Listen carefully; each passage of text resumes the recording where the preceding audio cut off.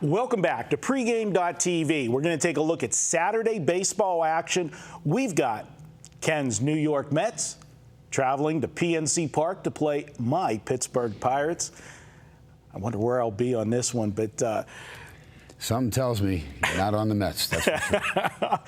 Well, you've got one guy on the mound that's probably been, one of the surprises, other than Bartolo Colon, obviously the ageless wonder for the Mets. But Nice has pitched decent baseball this year. But I've got my guy coming back off the DL, and you know how we talk about it, like pitchers coming off the DL. Garrett Cole returns, and this was just a 15-day stint. Garrett Cole was a situation, a little shoulder fatigue, and they shut him down for a couple weeks just as a precautionary measure. He is the future of the Pirate pitching rotation, and he had been pitching very well this year. But the real story for Pittsburgh, and anybody that's been following me knows I've been talking Polanco for a long time. How about, has he lived up to the hype? Because the kid has been up, I think, 16 games now. He's hit safely in all but one game. His average for his first 16 games of his career is 3.38 batting average, 2 home runs and 10 ribbies. That's not bad for your first 16 games of your career. But one of the things that I'm going to point out is, even though he's been up for 16 games, PNC Park's going to be jam-packed this weekend. This is the first time that he's played at PNC Park on a weekend. All the other games that he's played 2 series so far. He came in his debut came in on a Tuesday. He played Tuesday and Wednesday and Thursday. Then they went on the road. Then they came back for a 3-game homestand in the middle of the week, then went back out on the road. So this is the first weekend homestand, and a lot of people haven't got to see him live yet. They're going to get to see him this weekend. And the weather's going to be great, and it's a beautiful ballpark. Absolutely. That in San Francisco's ballpark, everybody says. And they're back over 500, much to your dismay. You got that over. You're playing the under as far as the win total, under 86 or whatever. Yeah, well, part of that equation was, that I expected some regression from the Pirates. I wasn't happy that they didn't address 2 of the positions that were a problem last year, because they went out at the trade deadline and, answered those problems. So you liked Morneau. You didn't think Bird was going to have a good year, and I told you Bird was a good hitter. Bird was a good hitter, but I knew that with the Bird situation, I could understand them not re-signing him, because I knew we were going to see Polanco at some point this year. When the Pirates brought him up was going to be the question. They tried to get him up earlier by offering him a long-term contract. Polanco nixed that, so then the Pirates had to wait for the Super 2 date, which, again, nobody knows exactly what day that is, the way the Super 2 works. I think it's the most stupidest thing in baseball. It's supposed to, help the ball club, to have that player for an extra, season if you hold when you bring them up. But if the Pirates miss the playoffs this year by 2-3 games and they didn't bring Polanco up till June, how are the fans going to feel then? You're going to probably feel pretty good if they end up with 84 wins. That's for sure. But, Ken, Pittsburgh has won 6 of their last 8 games. They've had some transitions. The bullpen, Jason Grilli has struggled in his last few appearances as the Pirate closer. He struggled so much that Clint Hurdle started going to Melanson as the closer instead of Grilli. And Melanson is the best option for the Pirates as a closer. The one thing that I never liked with Melanson compared to Grilli is I didn't think closers have to have that edginess to them. Grilli had a little more of that, but he doesn't have it right now. So Melanson's the best option for the Pirates out of the bullpen. Clint Hurdle, though, for making that move.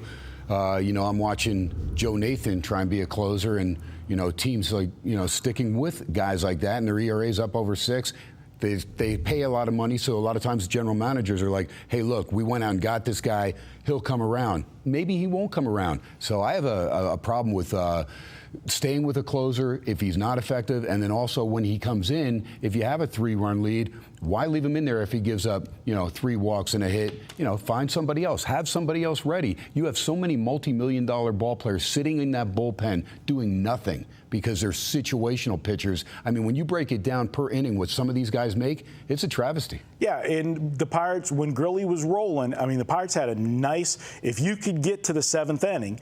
You had Watson for the 7th, you had Melanson for the 8th, and Grilly close out the 9th.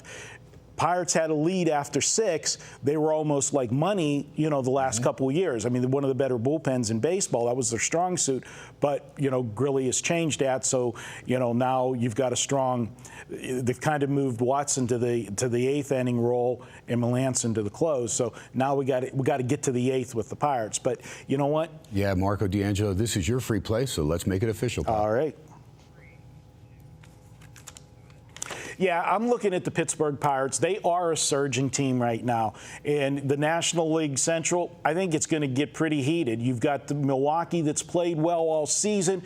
You've got St. Louis that every year you look at the end of the year, they're one of the teams there battling for the division title.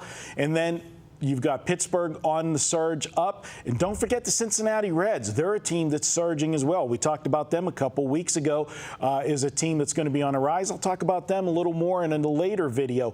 But the Pittsburgh Pirates, right now, I think PNC Park's going to be electric this weekend. And a lot of people will be coming out to see Gregory Polanco for the first time. He is the real deal, and he sparked this team. Not only is he sparked the team in general, but a lot of the other players are stepping it up. The Pirates just got Neil Walker back off the DL as well, so the Pirates are moving in the right direction. They get Garrett Cole back, and Garrett Cole, what can you say about this guy?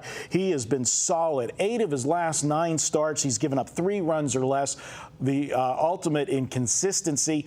In the Pirates, as I said, he's their franchise pitcher. They took it easy with him, A lot of teams would let a pitcher, work his way through it, but he was showing a little bit of fatigue in the shoulder, so they shut him down for a couple weeks. I look for a big effort out of him, and like I said, with this Pirate team, you get him to the 8th inning, you're in pretty good hands with the bullpen, and that's what I'm looking at here. And also, you got to look at Nice. His ERA on the road, in day games is 3.51. Still good, but it's a run higher than it is when he pitches at night. I'm looking for the Pirates at home. Beautiful Saturday afternoon in Pittsburgh and PNC Park. They're going to probably be about a $1.50 favorite. We're going to get a little bit of a break on the price because Nice has pitched well and Garrett Cole's coming off the DL. And we've talked about it many times on our videos. When guys come off the DL that first start, you're going to get a totally focused effort from them. And I look for Garrett Cole to get it done. We'll take Pittsburgh. I'm looking for this one to be a 5-2 type of game. You might want to look at the under in this one as well. Your Mets, they struggle to score runs. They do. They had that one 10-run outburst when Cologne went against the Oakland A's, which is one of your pet peeves when that starter goes against his old team. But you didn't pull the trigger because it was Casimir. So you hesitated. Casimir had pitched so well, kind of hard to go against him the way he was pitching. But the Mets, even with that 10-run outburst, 8 of their last 12 games, they've scored 3 runs or less. Yes. You're not going to get a lot done that way with only 3 runs. So there it is. I'm going to go with not the New York Mets. I'm going to go against the Mets. We're taking the Pittsburgh Pirates. We're going to be right back. Ken's going to have a free play for you.